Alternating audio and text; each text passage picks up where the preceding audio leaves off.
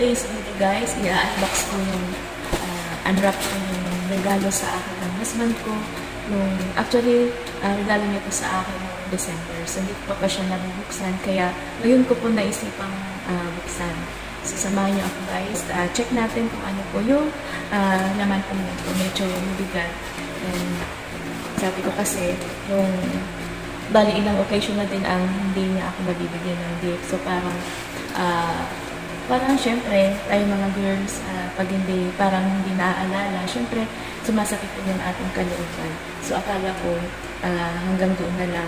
So, hinayaan ko lang kasi, ako naman kasi, laging may gift ako sa kanya kahit anong occasion. Hindi ako nakakalimot. So, siya, parang wala, kaya medyo umano yung aking nararamdaman. Sabi ko, okay lang din. Kaya di ko alam na nang last na uwi niya dito ay ito, may dala-dala siya. So, natouch naman ako. So, sa'yo, Dandy, maraming salamat. Akala ko nakalimot ka na. So, ito na guys, buksan na natin. So, kalimutan ko natin ano ka. Yun, ano siya. Ang dami. Stickers, di ba ba? Talagang ayos sa. So, sabi niya guys, sa akin, bali ito daw ay pina-order niya pa. Hindi ko alam kung saan. Saang ano to, in-order niya. Kaya medyo nakaka-excite kung ano ba naman talaga yung laman nito. Bali hindi naman siya talaga naka-box. So, wala talaga akong idea kung anong laman nito.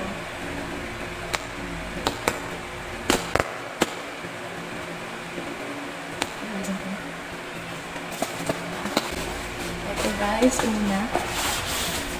Wow. Plan ko talaga bumili ng ganito kasi dadalhin ko sa work. Wala akong lagayan ng tubig doon.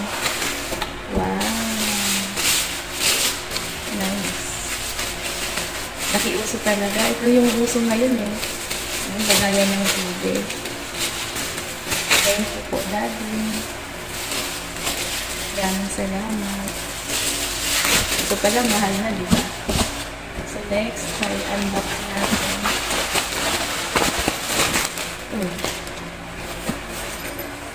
Oh, may baon talaga. May baonan pa talaga.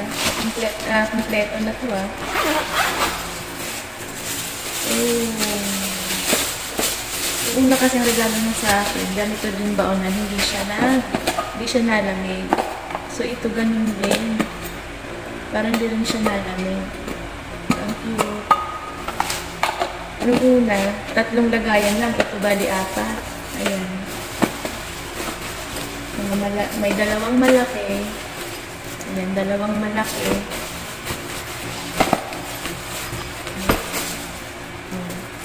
Dalawa din maliit.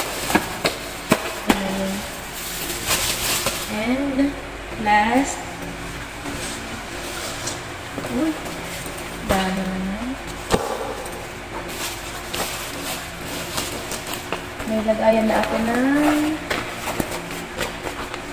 yung baonan kong matangkad. Sira-sira na yung lagayan ko na bag na ganito. Ayan, saktong-sakto dito.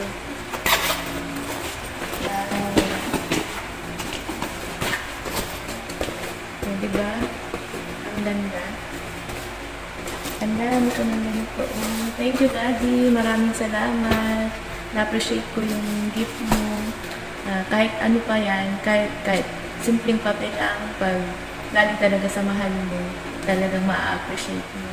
So, Daddy, maraming salamat. Hindi ko alam na, syempre, akala ko nakalimit na. Thank you, love